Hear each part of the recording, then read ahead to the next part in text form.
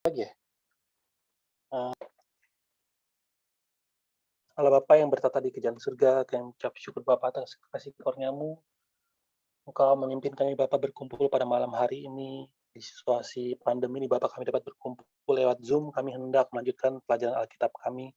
Bapa tolong Kau curahkan Roh Kudus pada setiap kami. Biarlah apa yang kami bahas pada malam hari ini menjelaskan Alkitab lebih lagi Bapa. Memberikan pengertian kepada setiap kami. Sehingga pada akhirnya Bapa, iman kami bertumbuh menjadi iman yang mengerti atas hati dan kehendak-Mu. Bantu Bapak Engkau merubah cara kami berpikir dan cara kami memutuskan dan akhirnya merubah cara hidup kami sehingga kehidupan kami pada akhirnya makin memiliki gambar Kristus. Bila Bapak apa yang kami lakukan dapat memberikan kemuliaan bagimu dan perkembangan bagi pekerjaan Injil di akhir zaman ini. Dengan meninggikan nama Yesus Kristus yang hidup kami berdoa dan mengucap syukur. Amin.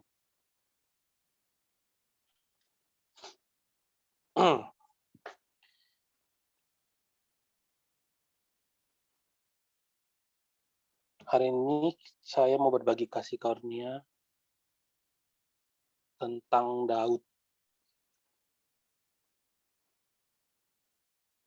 Tentang Daud. Sebelumnya kita bikin kronologinya dulu. Kalau baca Kisah 13 ayat 21.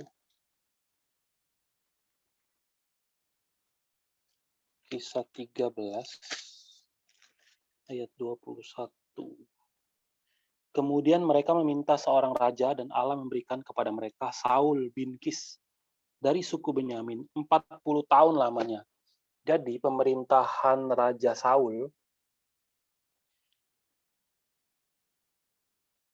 jadi setelah zaman hakim-hakim,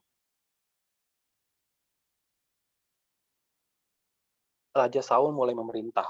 Tadi Kisah 13 ayat 21 itu catat kalau Saul itu jadi raja sampai di 40 tahun. Jadi dari tahun 1050 sebelum Masehi sampai 1010 sebelum Masehi. Ini zaman hakim-hakim. Nah, setelah zamannya Saul, ini Saul ya. Ini Saul mati di tahun 1010, kemudian Daud jadi raja.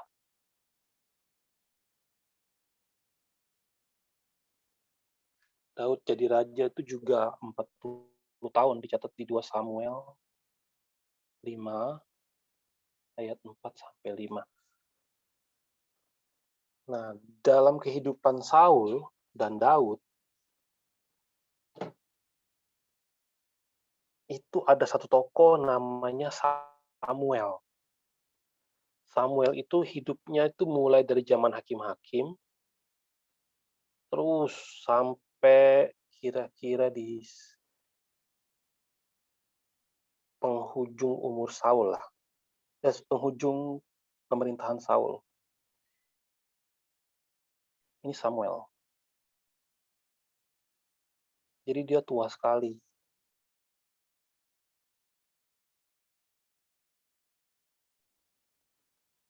Mati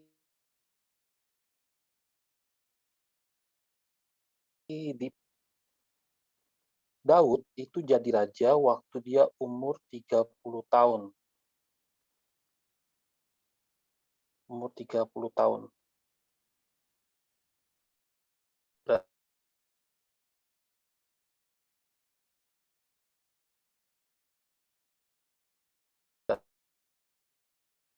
Berarti kalau kita mundur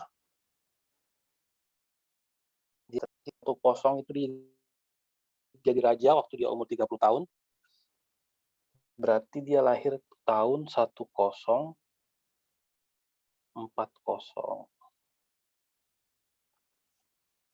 Nah, kita akan pelajarin hari ini itu yang warna hijau ini. Dari 140 sampai sini. Sampai 1010. apa yang terjadi. Nah, ini kita bisa bagi lagi. Kita bisa bagi, ini kan waktu dia lahir umurnya 0. Kita bisa bagi waktu dia umur 15 tahun dan waktu dia umur 20 tahun. Kita bahas yang ini dulu. Dari umur 0 sampai 15 tahun. Sebentar, baca dulu ya. 2 Samuel 5 ayat 4 sampai 5. Daud berumur 30 tahun pada waktu ia menjadi raja. 40 tahun lamanya ia memerintah, ya. Nah ini. 2 Samuel 5, umur 30 tahun waktu dia mulai memerintah. 40 tahun lamanya. Oke. Sekarang kita lihat latar belakangnya dulu. Jadi kira-kira pada tahun ke-25 pemerintahan Saul, pada tahun ke-25 pemerintahan Saul itu kira-kira di sini nih. Ini tahun ke-25-nya dia. 25-nya Saul ya. Jangan di sini. Di sini. Tahun ke-25-nya berarti di sini. Tahun ke-25. Ini tahun ke-40-nya dia mati. Kan dia memerintah 40 tahun. Nah, minggu lalu kita bahas waktu itu Saul itu diperintahkan Allah untuk menumpas total bangsa Amalek. Tapi Saul tidak taat.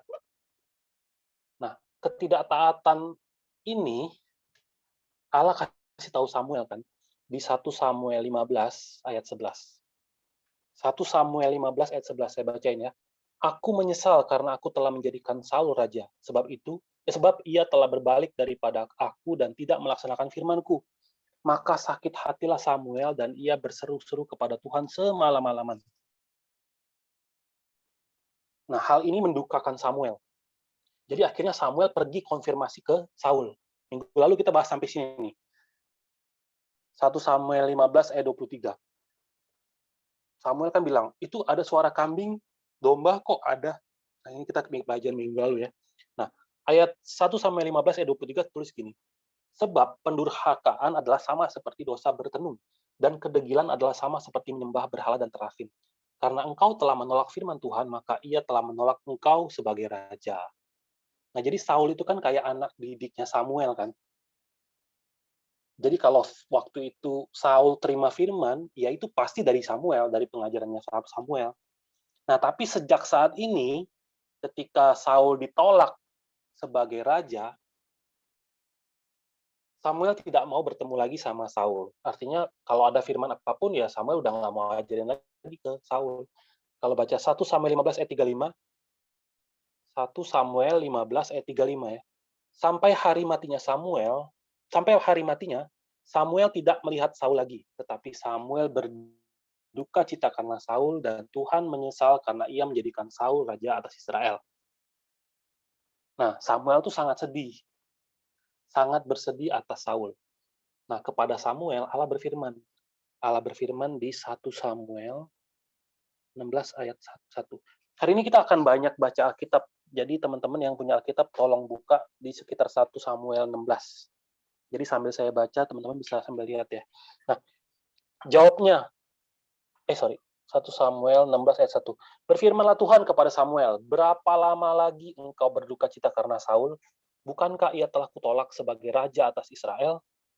Isilah tabung tandukmu dengan minyak dan pergilah. Aku mengutus engkau kepada Isai, orang Bethlehem itu, sebab di antara anak-anaknya telah kupilih seorang raja bagiku. Nah, ini latar belakang cerita kita hari ini. Nah, pada tahun 25 pemerintahan Saul, kira-kira waktu itu Daud sekitar umur 15 tahun. Nah, ini kita akan bahas yang ini ya, dari umur 0 sampai 15 tahun. Nah, yang pertama kita akan lihat proses pengurapan Daud. Karena takut dianggap kudeta, jadi Samuel itu harus menyembunyikan niatnya pada keluarga Isai. Pura-puranya apa? Oh, saya mau ngadain upacara pemberian korban persembahan. Jadi ini peristiwa bagaikan mempertaruhkan nyawa. Ini kayak martir loh. Karena kalau ketahuan, ini kan pengkhianatan kepada negara. Orang rajanya masih ada, masih hidup, tiba-tiba dia mau ngapain? mau ngurapin orang lain sebagai raja. Ini kan hal yang sangat berbahaya. Jadi dia pura-pura. 1 Samuel 16, 1 Samuel 16, kita baca ayat 5 ya, 1 Samuel 16 ayat 5. Jawabnya, "Ya benar, aku datang untuk mempersembahkan korban kepada Tuhan. Kuduskanlah dirimu dan datanglah dengan daku ke upacara pengorbanan ini." Kemudian ia menguduskan Isai dan anak-anaknya yang laki-laki dan mengundang mereka ke upacara pengorbanan itu. Nah, jadi kalau 1 Samuel 16 itu,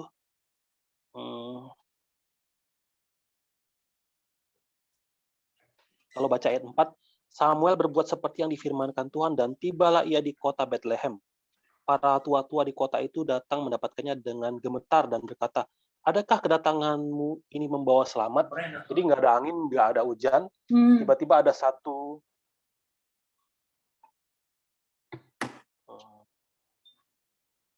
saya silent dulu ya, sorry.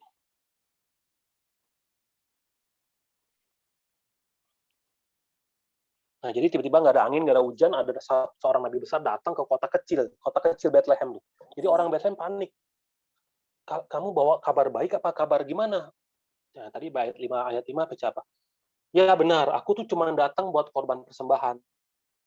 Nah, habis itu dia kudusin Isai sama kudusin anak-anaknya, suruh menguduskan diri mereka, ayo kalian kuduskan diri ya, sebab aku mau ngajak kalian tuh ke upacara pengorbanan. Nah, begitu hari upacara pengorbanan tiba, Samuel lihat anak sulungnya Isai.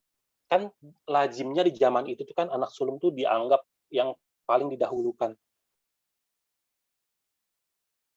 yang utama. Maka ketika Samuel lihat anak ini, namanya tuh Eliab. Anak sulung Isai itu namanya Eliab. Gagah dia. Kalau baca ayat 6, ketika mereka itu masuk dan Samuel melihat Eliab, lalu pikirnya, sungguh di hadapan Tuhan sekarang berdiri yang diurapinya. Karena dia gagah. Ayat 7, tetapi berfirmanlah Tuhan kepada Samuel, janganlah pandang parasnya atau perawakannya yang tinggi, sebab aku telah menolaknya. Bukan yang dilihat manusia, yang dilihat Allah. Manusia melihat apa yang di depan mata, tetapi Tuhan melihat hati. Kemudian ayat-ayat berikutnya, Isai panggil lagi anak kedua, Abinadab. Bukan yang ini. Panggil lagi anak ketiga, Syama. Bukan ini. Panggil lagi anak keempat. Terus sampai 7 anak panggil, Samuel bilang, bukan ini. Kok nggak ada ya? Kan dari anak-anak Isai, Tuhan udah pasti mengatakan, aku akan mengurapi satu dari anak-anak Isai. Tapi udah lewat semua, tapi kok nggak ada? Akhirnya dengan setengah nggak percaya mungkin, terus Samuel tanya, anak kamu udah nggak ada lagi ya? 1 Samuel, kita baca ya, 1 Samuel 16 tadi, ayat 11. Lalu Samuel berkata kepada Isai, inikah anakmu semuanya? Jawabnya, masih tinggal yang bungsu, tetapi sedang menggembalakan kambing domba. Kata Samuel kepada Isai. Kata Samuel pada Isai, suruhlah memanggil dia, sebab kita tidak akan duduk makan sebelum ia datang kemari. Nah, jadi teman-teman bisa bayangin ya, ada acara pemberian korban persembahan, dipimpin oleh Nabi besar Samuel. Keluarga disuruh kuduskan diri dulu. Kalau baca kitab Imamat, harus ada persiapan pengudusan diri dulu. Artinya saat mengundang keluarga Isai, Isai pasti ada persiapan kan? Mandi kayak apa kayak, pakai baju bagus kayak, atau pakai baju sesuai kayak, sesuai Imamat. Sama anak-anaknya. Tapi papanya ini nggak ajak Daud. Anak yang paling kecil tuh nggak diajak. Nah, mungkin waktu mereka kumpul, Samuel ngomong, aku nih bawa tugas rahasia dari Allah. Sebenarnya ini bukan persembahan, korban persembahan. Sebenarnya salah satu anakmu itu mau diurapi jadi raja. Nah, itu pun Daud nggak dipanggil. Kalau baca lagi di 1 Samuel 16 ayat 7, Tuhan itu memandang hati, bukan apa yang kelihatan. Nah, ketika Daud itu ditunggu, dipanggil dulu dari tempat yang menggembalakan, datang ke tempat Samuel, baru habis itu apa? Tuhan bilang apa? Bangkit, urapilah dia, karena ia yang aku pilih. Nah, sejak saat itu dia diurapi. Ini di sini nih, di umur 15 tahun. Jadi meskipun seseorang itu dikucilkan di dunia ini tuh kecil atau hina, kalau dia berkenan di hati Allah, maka ia dapat dipilih dan menjadi orang yang besar, yang dapat dipakai Tuhan untuk menggenapi kehendak Allah. Jadi kita nggak boleh uh, sedih, jadi orang kecil nggak boleh sedih gitu. Kalau baca kisah 13 ayat 12, kisah 13 ayat 22.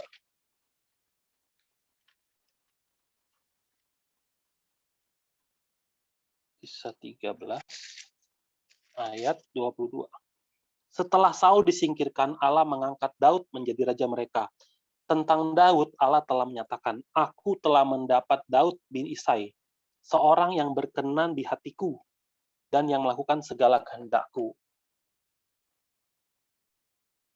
Kalau Tuhan lihat kita, terus Allah Tuhan bilang, nah ini orangnya aku berkenan kepada dia. Kan bahagia sekali kan. Nah ini, cerita-cerita sebelumnya itu di Alkitab nggak dibahas. Kita akan bahas yang ini sekarang. Dari umur 15 sampai umur 20. Ini pembahasannya agak panjang. Ini, 5 tahun ini ya. Dari umur 15 sampai 20. Apa aja yang terjadi? Yang pertama itu Daud masuk ke dalam istananya Saul. Bagaimana ceritanya bisa begini? Kalau baca 1 Samuel 16 ayat 13 sampai 14. 1 Samuel 16 ayat 13 sampai 14 ya. Samuel mengambil tabung tanduk yang berisi minyak itu dan mengurapi Daud di tengah-tengah saudara-saudaranya. Sejak hari itu dan seterusnya berkuasalah roh Tuhan atas Daud. Lalu berangkatlah Samuel menuju Rama. Tetapi roh Tuhan telah mundur daripada Saul dan sekarang ia diganggu oleh roh jahat yang daripada Tuhan. Jadi dua ayat ini tuh menampakkan perbandingan atau kekontrasan. Yang satu roh Allahnya makin bertambah, yang satu roh Allahnya hilang, malah sekarang dia diganggu roh jahat yang dari Allah. Nah, untuk menyembuhkan Saul, jadi Saul tuh kalau mulai diganggu roh jahat, dia butuh seseorang yang memainkan musik. Kalau baca 1 Samuel 16 ayat 23. 1 Samuel 16 ayat 23. Dan setiap kali apabila roh yang daripada Allah itu hinggap pada Saul, maka Daud mengambil kecapi dan memainkannya. Saul merasa lega dan nyaman, dan roh yang jahat itu undur daripadanya. Jadi kalau misalnya Saul itu lagi dimasukin roh jahat, didekatin roh jahat, dia tuh kayak sangat terganggu, maka dia perlu seseorang main kecapi. Kalau baca di ayat 16, baiklah ketuanku, menitahkan hamba-hambamu yang di depanmu ini mencari seorang yang pandai main kecapi. Apabila roh jahat yang pada Allah itu hingga padamu, haruslah ia main kecapi hingga engkau merasa nyaman. Jadi waktu itu ceritanya harus dia dengar musik kecapi baru dia bisa tenang, nyaman gitu. Nah, orang ini Daud. Nah, jadi secara ajaib Daud ini mulai dipanggil ke istana. Dan setiap kali Daud main, Saul tuh lega, tenang dia. Kalau baca di ayat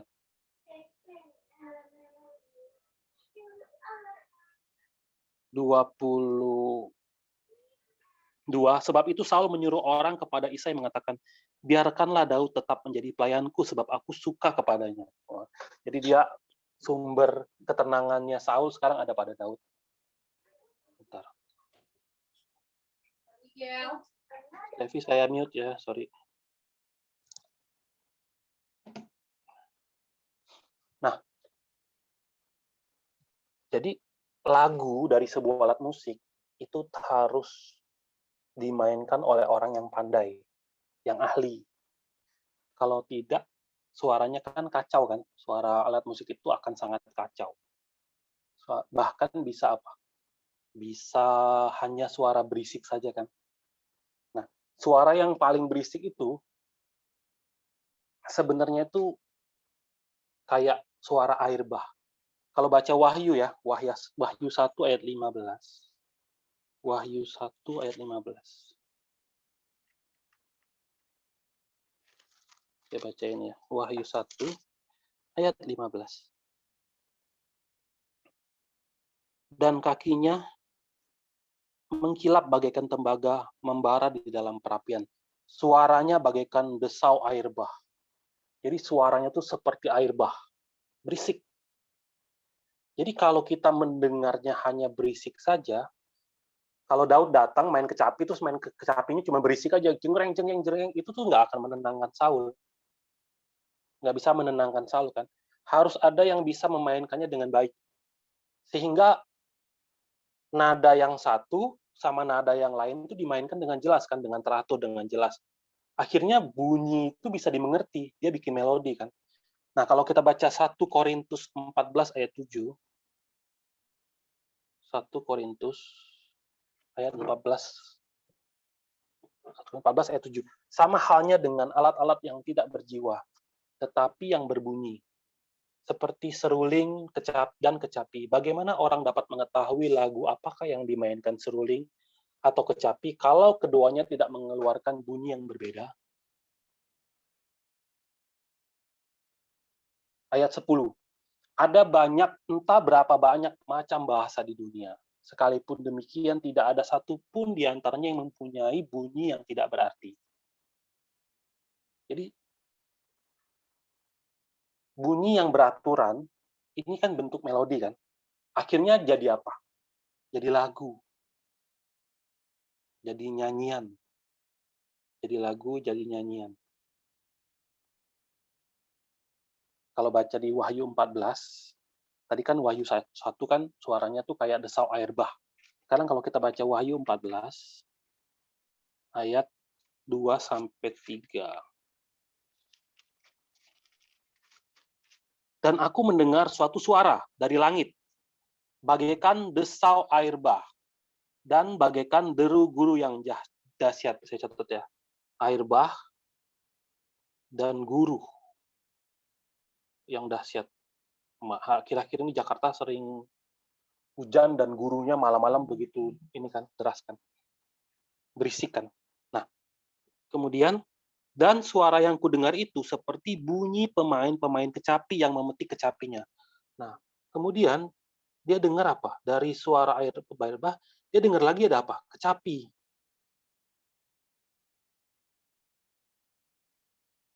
Ayat 3, mereka menyanyikan suatu nyanyian baru. Nyanyian.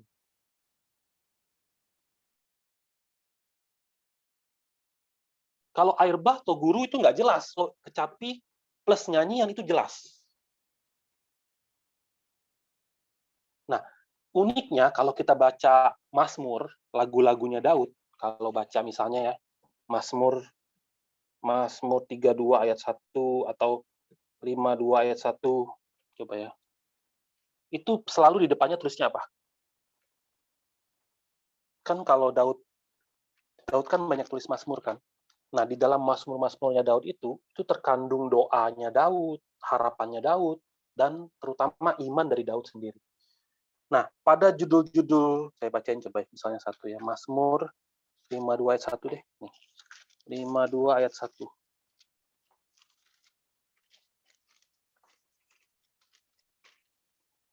Untuk pemimpin biduan, nyanyian pengajaran Daud.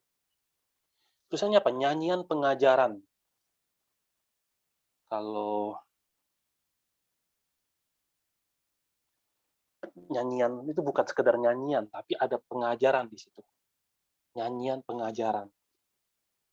Nyanyian pengajaran. Jadi yang dimaksud lewat pengajian itu apa? Pengajaran tapi dimelodikan, dilagukan, dibuat lagu. Jadi sebenarnya yang diutamakan itu apa? Pengajaran firman. Jadi kayak misalnya contohnya ya, Ulangan 32. Ulangan pasal 32 itu judulnya nyanyian Musa atau lagu Musa. Jadi di Ulangan 31, Tuhan perintahkan pada Musa, "Hei Musa, bangsa Israel ini itu akan murtad. Nah, tapi kamu bikin lagu, habis itu kamu ajarin mereka supaya mereka tuh bisa bertobat. Itu dicatat di Ulangan 31 ayat 19.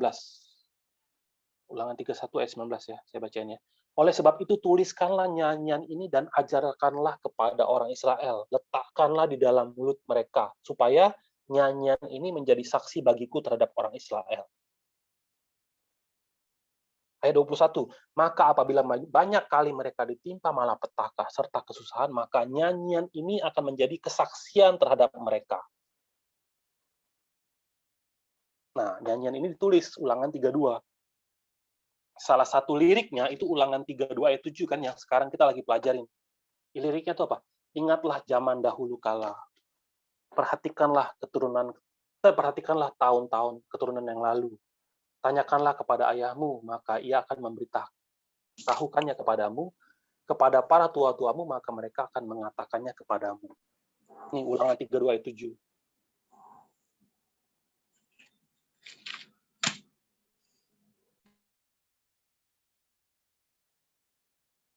Salah satu nyanyian pengajaran. Terkenal sebagai nyanyian pengajaran Musa.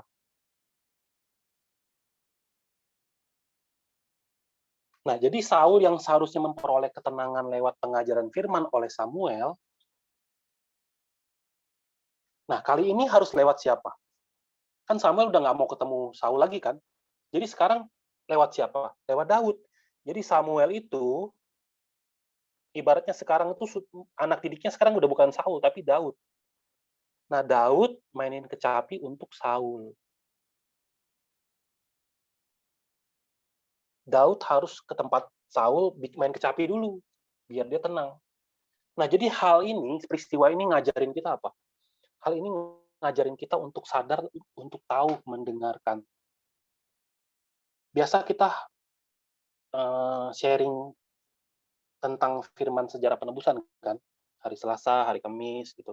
Atau kalau hari Minggu kita ke gereja, itu kan kita lagi ibadah, kan? Nah, tapi secara dalam itu seperti sedang mempelajari suatu nyanyian sejarah penebusan. Nah, harapannya apa? Harapannya ya kayak Ulangan 32 tadi. Harapannya tuh akan menuntun kita pada iman dan pengenalan yang benar akan Allah dan akan kerajaan Allah. Nah, lewat pembahasan dan penguraian yang telah dibuat oleh penulis buku sejarah penebusan, kita tuh bisa mendengar dengan jelas setiap not dan bunyi dari firman. Setiap not dan bunyi dari firman yang di Alkitab itu dibukain, disusun, akhirnya apa? Membentuk suatu pengajaran yang dapat kita mengerti. Alkitab itu tadinya yang, aduh pusing, kayak desau air bah, aduh bingung gitu. Nah, disusun, dirangkum, diberi tambahan, diajarin kronologisnya, supaya apa? Dari desau air bah, kita baca Alkitab tuh, wow, ini kayak satu simfoni lagu yang saya bisa mengerti. Contohnya ya, Nehemia 8, kita baca Nehemia 8. Nehemia ini zaman setelah Israel itu nanti dibuang lagi ke negara lain namanya Babel. Nah, di zaman Nehemia ini mereka balik dari Babel. Sorry, mana ya? Nehemia. Saya Amos baca. Nehemia.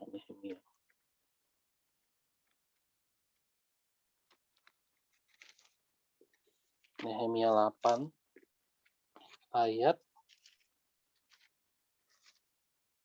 8.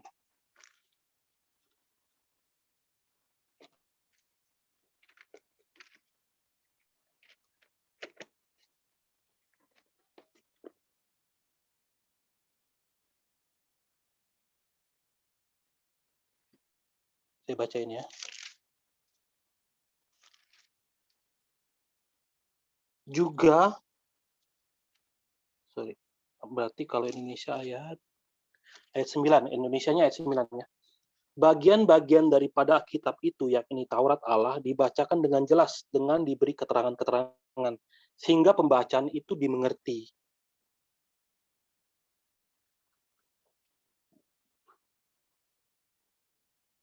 ayat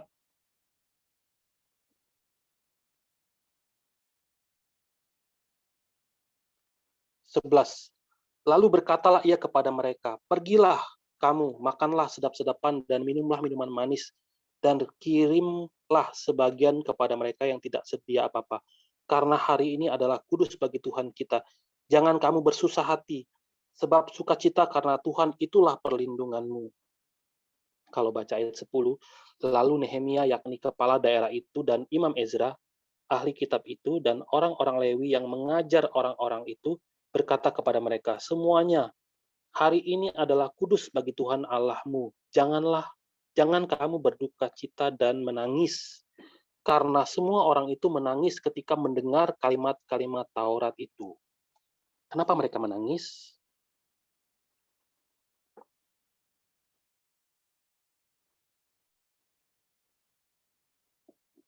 Karena mereka mengerti.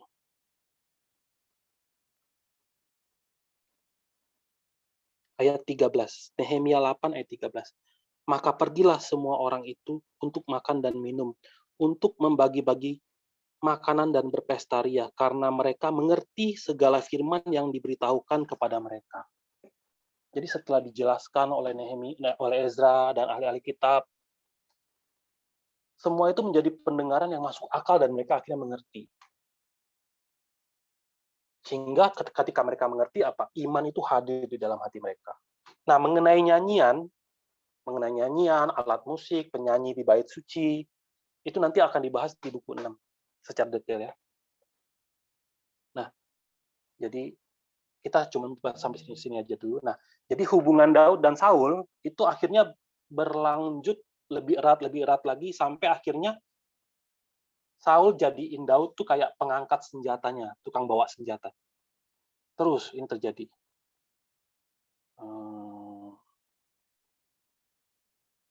Nah, terus di dalam 5 tahun ini apalagi yang terjadi? Beberapa waktu kemudian Daud waktu itu Filistin lagi nyerang Israel. Bangsa Filistin itu menyerang Israel, mereka bawa pasukan. Nah, di dalam salah satu pasukan itu ada satu orang namanya Goliat. Goliat itu tingginya hampir 3 meter. Senjatanya tuh sempurna untuk zaman itu. Jadi nggak ada satu orang pun yang bisa kalahin Goliat. Selama 40 hari, ia muncul pagi dan sore muncul ya. Pagi dan petang dia muncul. Kerjaannya cuman ngejekin orang Israel. 1 Samuel 17 ayat 11 saya bacanya. Ketika Saul dan segenap orang Israel mendengar perkataan orang Filistin itu, maka cemaslah hati mereka dan sangat ketakutan. Mereka sangat ketakutan sekali terhadap Goliat ini.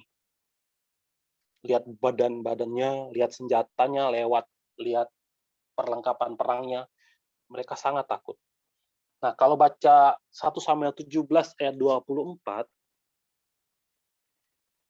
ketika semua orang Israel melihat orang itu, larilah mereka daripadanya dengan sangat ketakutan. Lari lagi mereka. Sangat ketakutan. Nah, kalau baca di 1 Samuel 17 ayat 4-nya, lalu tampillah keluar seorang pendekar dari tentara orang Filistin, namanya Goliat dari Gat. Tingginya 6 hasta sejengkal. Nah, kata pendekar itu kalau bahasa aslinya itu lebih ke penengah atau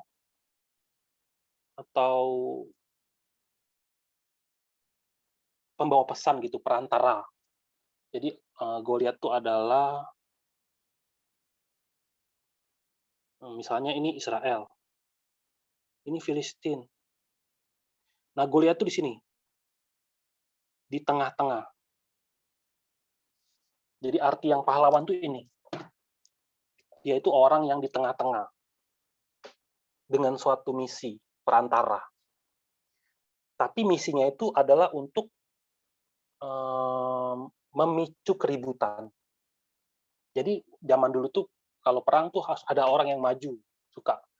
panas-panasin. Kalau bahasa hari ini tuh kompor, tukang ngomporin. Nah ini.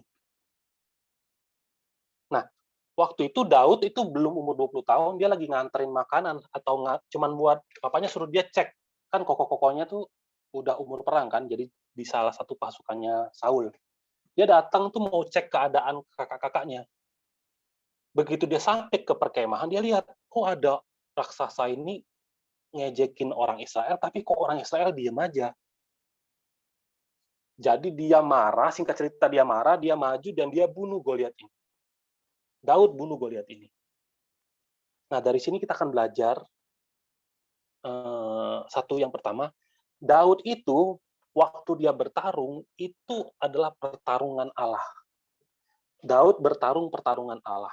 Kalau baca 1 Samuel 17 ayat 36, 1 Samuel 17 ayat 36. Baik singa maupun beruang telah dihajar oleh hambamu ini. Dan orang Filistin yang tidak bersunat itu, ia akan sama seperti salah satu daripada binatang itu. Karena ia telah mencemooh barisan daripada Allah yang hidup. Karena Goliat itu menghina bukan hanya Israel, tapi Allahnya Israel, Daud nggak bisa diam. Jadi dia bukan mau membela dirinya, tapi dia bukan mau mencoba untuk tampil keren di hadapan orang lain. Tapi dia melakukan perang itu demi Allah, demi nama Allah. Maka sejak saat itu orang-orang tahu, oh Daud ini adalah Daud ini adalah orang yang perang demi Allah. Sebagai referensinya nanti baca aja 1 Samuel 25 ayat 28. Nah, sampai 29. Nah, jadi hari ini pun kalau kita harus melakukan sesuatu itu harus bukan untuk perang pribadi tapi untuk Allah. Nah, yang kita perlu pelajarin lagi di sini, Goliat ini gambaran dari antikristus atau setan atau iblis. Ini gambaran dari iblis.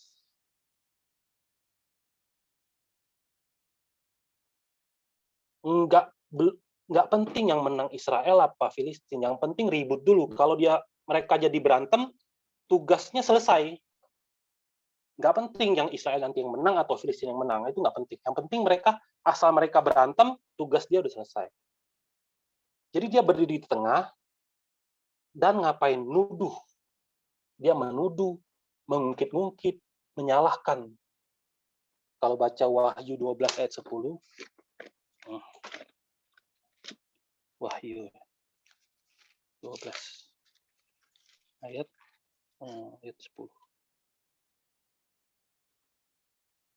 Dan aku mendengar suara yang nyaring di sorga berkata, sekarang telah tiba keselamatan dan kuasa dan pemerintahan Allah kita dan kekuasaan Dia yang diurapinya. Karena telah dilemparkan ke bawah pendakwa saudara-saudara kita yang mendakwa mereka siang dan malam di hadapan Allah kita.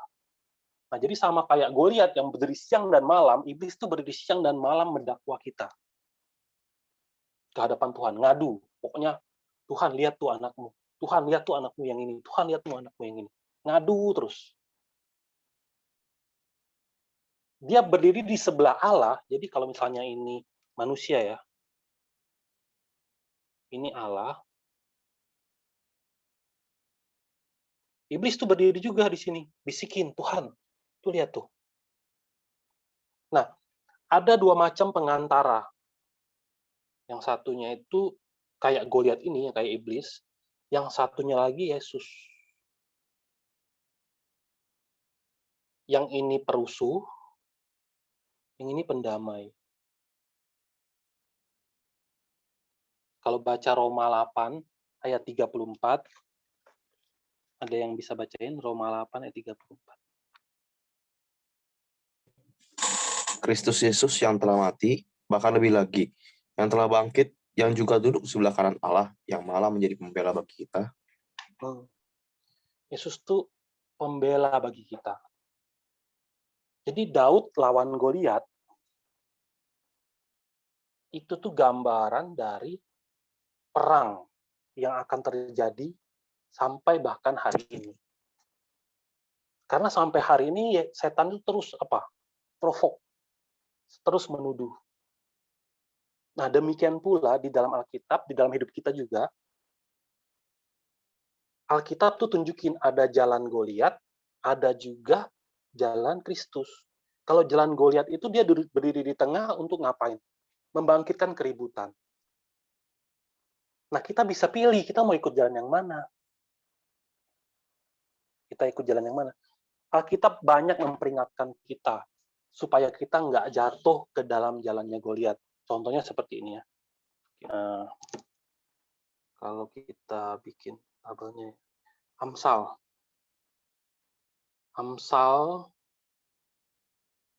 6 ayat 12 sampai 14 saya bacanya. Amsal 6 ayat 12 sampai 14. Tak bergunalah dan jahatlah orang yang hidup dengan mulut serong, yang mengedipkan matanya, yang bermain kaki dan menunjuk-nunjuk dengan jari, yang hatinya mengandung tipu muslihat, yang senantiasa merencanakan kejahatan, dan yang menimbulkan pertengkaran. Ini tukang perusuh nih. Amsal 6 ayat 19.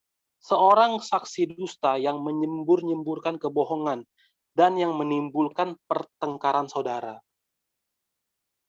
Jadi dia datang, kalau ada orang lagi punya masalah, 2 orang, yang A sama yang B lagi ribut, dia datang di tengah-tengahnya. Bukan mencoba untuk mendamaikan, tapi nambah-nambahin. Biar makin apa? Panas, makin kompor, makin meleduk kompornya. Amsal 10 ayat 12.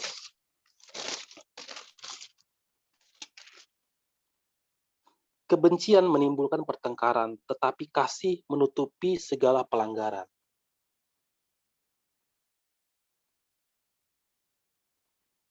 Amsal 13 ayat 10.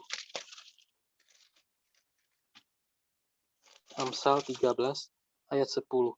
Keangkuhan hanya menimbulkan pertengkaran, tetapi mereka yang mendengarkan nasihat mempunyai hikmat.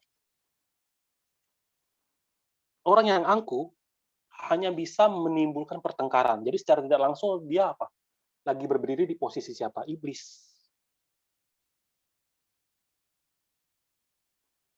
Kalau baca lagi Amsal 15 ayat 18. Si pemarah membangkitkan pertengkaran, tetapi orang yang sabar memadamkan perbantahan. Kalau kita lagi terluka, ibaratnya kalau macan terluka, nggak bisa lagi nih ditahan sabarnya. Tapi kalau kita jadi pemarah, itu akhirnya apa? Ya jadi kayak Goliat lagi. Apalagi sampai bilang, kita tuh buktikan di hadapan Tuhan yang benar, aku apa kau. Itu kan kacau banget kan. Amsal 16 ayat 28.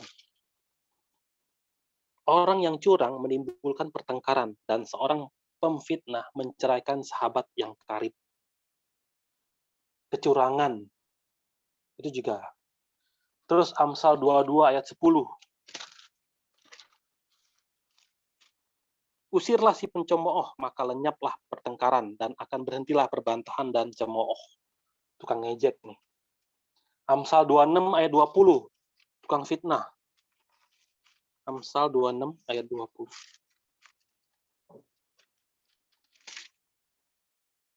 Bila kayu habis, padamlah api. Bila pemfitnah tidak ada, redalah pertengkaran.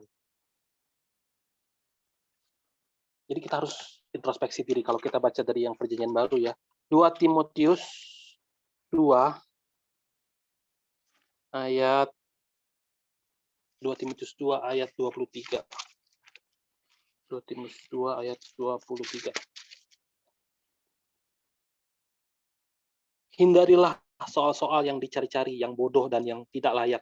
Engkau tahu bahwa soal-soal itu menimbulkan pertengkaran. Itu nggak boleh, kata Alkitab. Yakobus 4. Yakobus 4 ayat 1. Dari manakah datangnya sengketa dan pertengkaran di antara kamu? Bukankah datangnya dari hawa nafsumu yang saling berjuang di dalam tubuhmu? Nah, pertempuran ini akan terus terjadi. Kayak Daud lawan Goliat. Nah, segala sifat yang tadi, kalau kita masing-masing introspeksi, ada nggak sifat-sifat seperti itu di dalam diri kita? Kalau ada, itu tuh kayak Goliat. Kalau baca bukunya Mark Lucado, ada tulisannya tuh, Facing Your Giant. Ini tentang ini. Di dalam diri kita pun ada apa? Goliat. Nah, Daud kalahnya gimana? Cara Daud ngalahnya gimana? Kalau baca 1 Samuel 17 ayat 45, 1 Samuel 17 ayat 45. Tetapi Daud berkata kepada orang Filistin itu, "Engkau mendatangi aku dengan pedang dan tombak dan lembing, tetapi aku mendatangi engkau dengan nama Tuhan semesta alam, Allah segala barisan Israel yang kau tantang itu." Goliat punya pedang, dia punya tombak, dia punya semua senjata yang diperlukan untuk perang. Tapi Daud enggak. Ayat 47. Dan supaya segenap jemaah ini tahu bahwa Tuhan menyelamatkan bukan dengan pedang dan bukan dengan lembing. Sebab di tangan Tuhanlah pertempuran dan ia pun menyerahkan kamu ke dalam tanganku.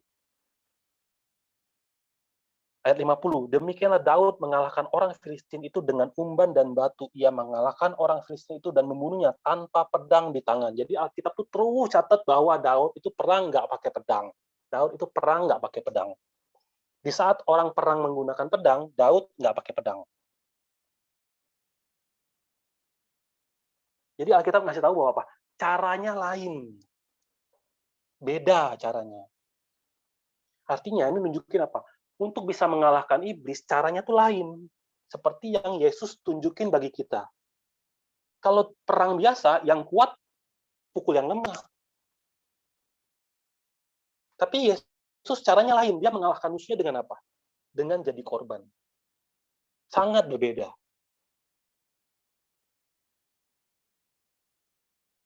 Makanya Kolose 2 ayat 8, catat gini, Kolose 2 ayat 8, hati-hatilah supaya jangan ada yang menawan kamu dengan filsafatnya yang kosong dan palsu, menurut ajaran turun-temurun dan roh-roh dunia, tetapi tidak menurut Kristus. Kristus tuh caranya lain. Perang kita tuh bukan perang biasa, kita tuh perang ide. Daud pakai apa? Batu kan? Pakai umban dan batu. Batu tuh simbol dari apa? Batu tuh simbol dari Kristus. Coba tolong baca, bro. 1 Korintus 10 ayat 4.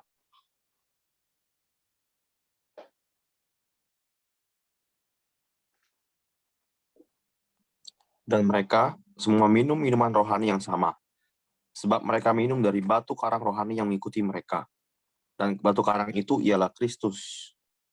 Yesaya 28 ayat 16.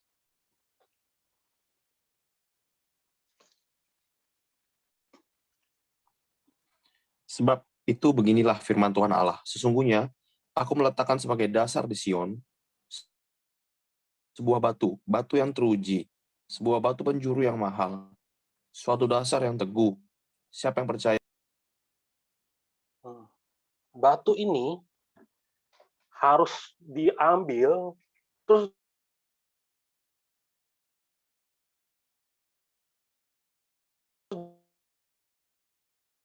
di 1 Korintus 6 ayat 7 saya bacanya. 1 Korintus 6 ayat 7.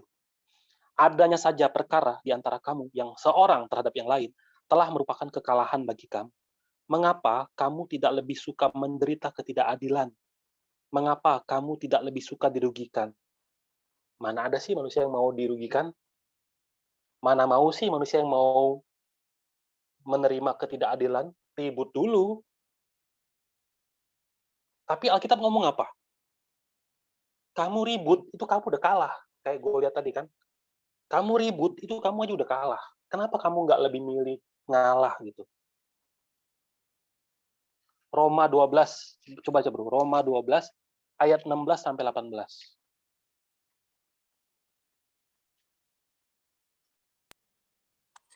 Hendaklah kamu sehati sepikir dalam hidupmu bersama. Janganlah kamu memikirkan perkara-perkara yang tinggi, tetapi arahkanlah dirimu kepada perkara-perkara yang sederhana. Janganlah menganggap dirimu pandai. Janganlah membahas kejahatan dengan kejahatan. Lakukanlah apa yang baik bagi semua orang. Sedapat-dapatnya kalau hal itu bergantung padamu, hiduplah dalam perdamaian dengan semua orang. Amin. Nah, seperti juga yang dicatat di Lukas 6, ayat 27-31, tetapi kepada kamu yang mendengarkan aku berkata, kasihilah musuhmu, berbuatlah baik kepada orang yang membenci kamu. Mintalah berkat bagi orang yang mengutuk kamu, berdoalah bagi orang-orang yang mencaci kamu.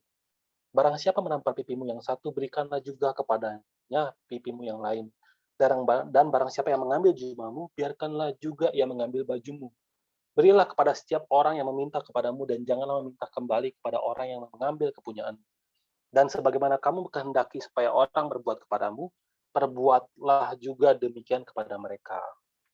Matius 5, ayat 23-24. Sebab itu jika engkau mempersembahkan persembahanmu di atas mezbah, dan engkau teringat akan sesuatu yang ada di dalam hati saudaramu terhadap engkau, tinggalkanlah persembahanmu itu di depan mezbah itu, dan pergilah berdamai dahulu dengan saudaramu, lalu kembali untuk mempersembahkan persembahanmu itu. Jadi kalau misalnya kita tahu bahwa saudara kita itu marah sama kita, makanya sebelum ibadah mendingan kita minta maaf dulu.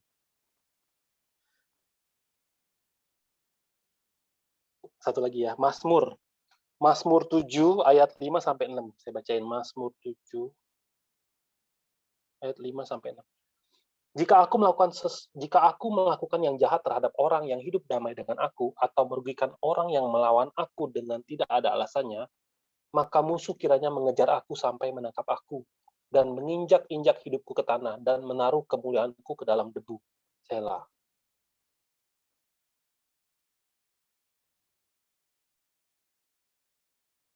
Roma 14 ayat 15.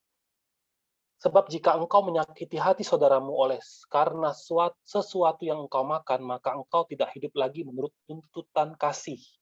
Jangan engkau membinasakan saudaramu oleh karena makananmu, karena Kristus telah mati untuk dia. Ayat 17-19 pun juga ngomongin hal yang sama.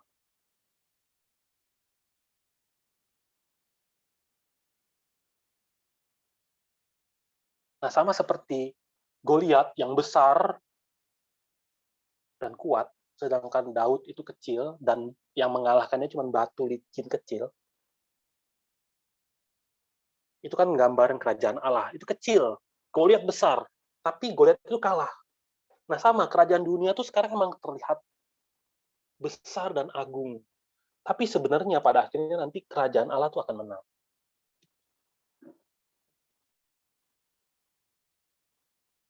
Nah, lalu di penghujung, di sekitar dia hampir umur 20, dikit lagi ya. Setelah dia bunuh Goliat, Daud itu jadi pahlawan Israel. Nah, sejak saat itu dia mulai dipercaya oleh Saul untuk perang.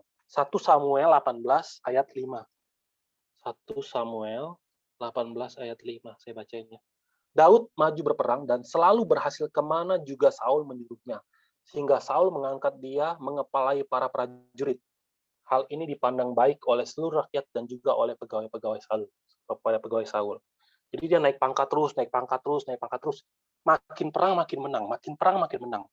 Lama-lama, ayat 7, kita baca ayat 7 dan 8. Dan perempuan yang menari-nari itu menyanyi berbalas-balasan, katanya, Saul mengalahkan beribu-ribu musuh, tetapi Daud berlaksa-laksa. Lalu bangkitlah amarah Saul dengan sangat, dan perkataan itu menyebalkan hatinya.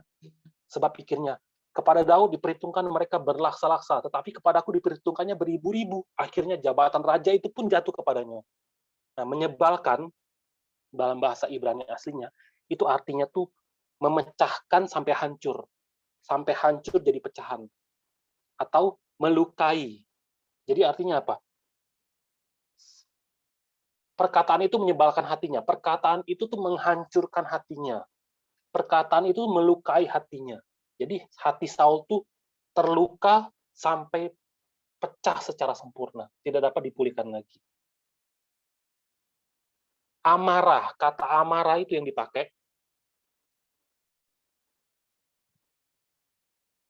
Lalu bangkitlah amarah. Nah, amarah itu bahasa Ibrani itu dalam konteks menyala-nyala, menjadi panas, atau marah sekali. Jadi Saul tuh terbakar sampai puncak kemarahannya. Hasilnya apa? Ayat 11. Saul melemparkan tombak itu karena pikirnya, baiklah aku menancapkan Daud ke dinding. Tetapi Daud mengelakkannya sampai 2 kali. 2 kali jadi. 2 kali Saul mencoba untuk membuat Daud tembus ke dinding. Jadi kayak sate. Kenapa? Perbuatan ini karena apa? Ayat 10. Alasannya di ayat 10. Keesokan harinya, roh jahat yang daripada Allah itu berkuasa atas Saul, sehingga ia kerasukan di tengah-tengah rumah.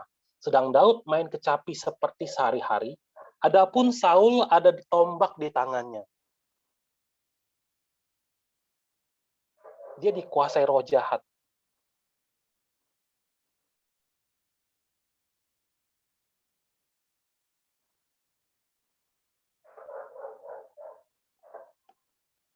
Kalau dipikir-pikir ya, kecapinya sama. Mungkin lagunya mirip-mirip. Yang main juga sama kan, Daud kan? Biasanya dia itu kalau kerasukan setan, kerasukan iblis, dia mainin lagu, hatinya Saul tuh tenang. Ini kebalik. Dia lagi tenang, Daud main kecapi, tiba-tiba apa? Rohnya dimasukin iblis. Makin dengar, makin muak si Saul. Kok bisa? Awalnya orang ini sangat kubutuhkan untuk mendengarkan dia supaya hatiku tenang. Tapi sekarang, lihat aja dia udah mau bunuh. Kenapa? Kalau baca di Efesus 4 ayat 26 sampai 27, dicatat,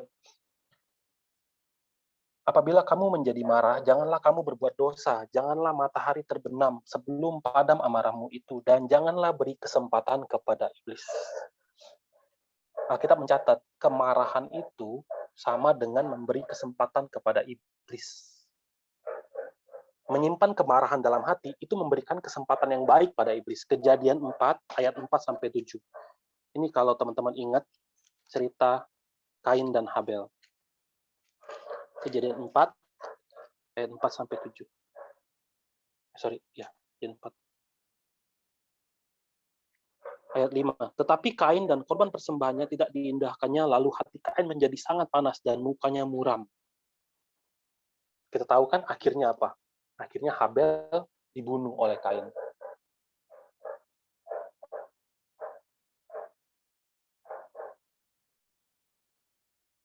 Perasaan sebal itu benar-benar dapat menyebabkan hasil yang sangat menakutkan. Nah, setelah gagal, cara membunuh ini gagal, Saul pakai cara lain. Bentar ya, 5 menit lagi ya. Saul pakai cara lain. Saul pakai cara taktik pura-pura mau jadiin Daud menantu. Ayat 21. 1 Samuel ayat 1 Samuel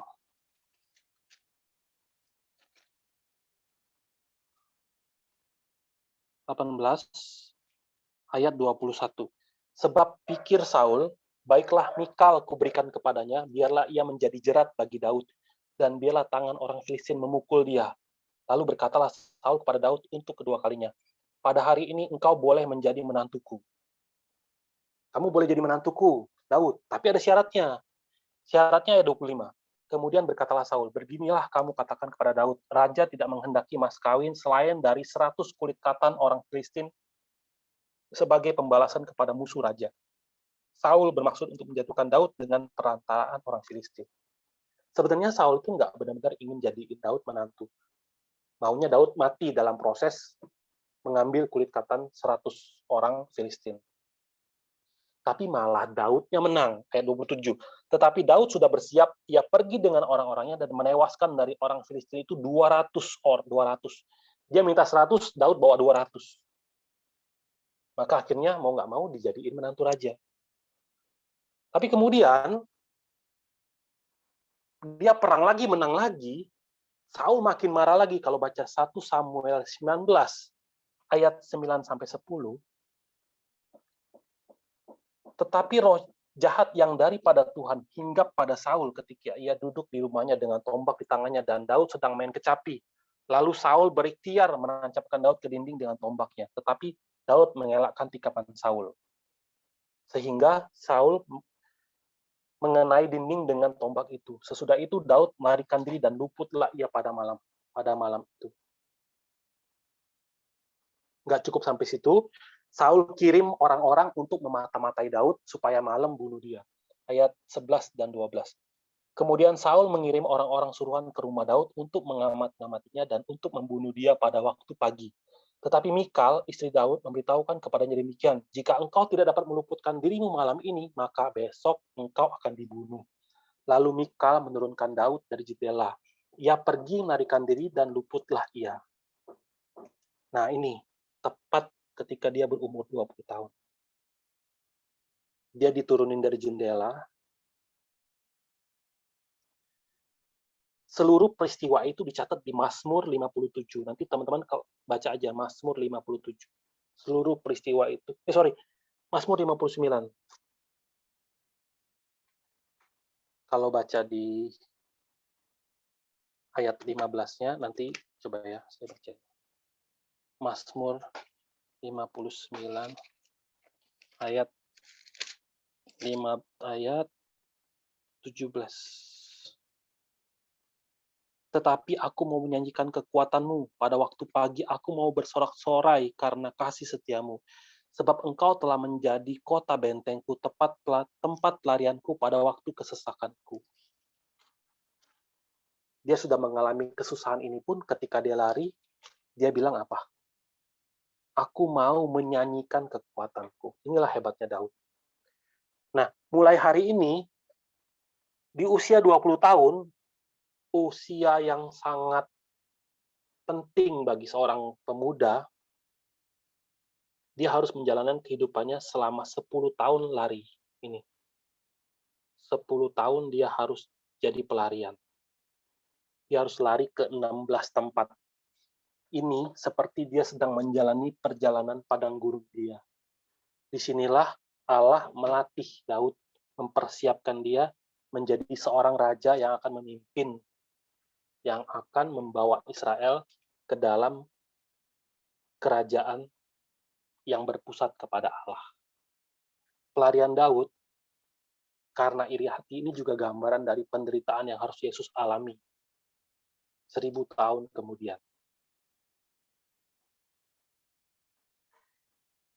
Nah, inilah kisah Daud sebelum dia jadi raja. Perjalanan hidupnya seperti ini. Mungkin ada sedikit yang bisa kita pelajarin dari sini. Untuk lebih jelasnya, teman-teman harus baca di buku 3, sama baca Alkitabnya lagi. Nah, sampai sini ada pertanyaan nggak?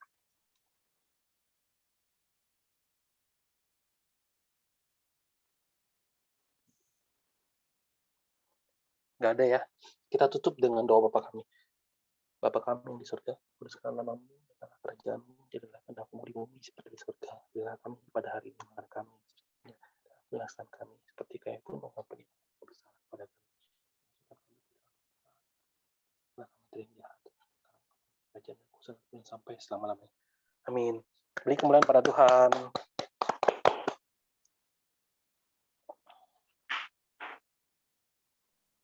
Thank you, bro.